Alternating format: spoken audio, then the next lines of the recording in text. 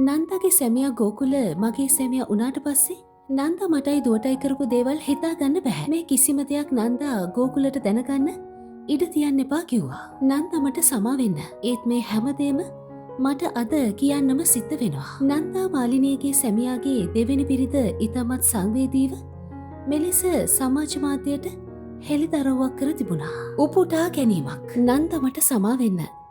ඔයාගේ සැමියා ගෝකුල පසුව මගේ සැමියා වුණත් අවුරුදු ගානක් රහසක් වෙලා තිබුණ මේ කතාව දැනට කොරියාවේ ඉන්න මගේ දුවගේ ඉල්ලීම නිසායි අද මම කියන්න තීරණය කළේ. ගෝකුල නිසා නන්ද වගේම මමත් ආදරේ හොයන්න ගිහින් ජීවිතේ වරද්දගත්ත ගැහැණිය. ඔයාගෙන් ඈත් වෙලා ගෝකුල මං ගාවට ආපු දවසේ ඉඳලා ඔයාගේ සැමියාව උදුරගත්ත කියලා ඔයා කවදාවත් මට වෛර කළේ නැහැ. ඔයා මට හැමදාමත් කිව්වේ ඔය මිනිස්සයාගෙන් පරිස්සම් වෙන්න කියලයි.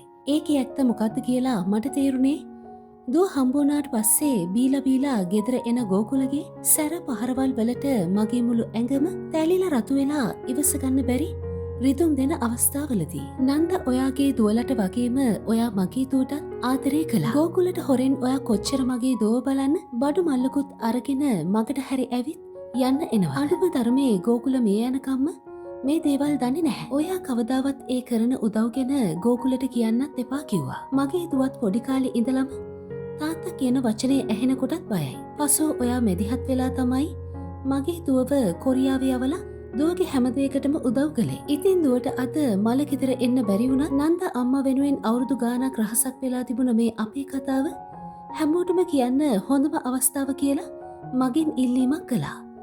ඔයාට නිවන් සුව නන්දා. උපුටා ගැනීම අවසන්.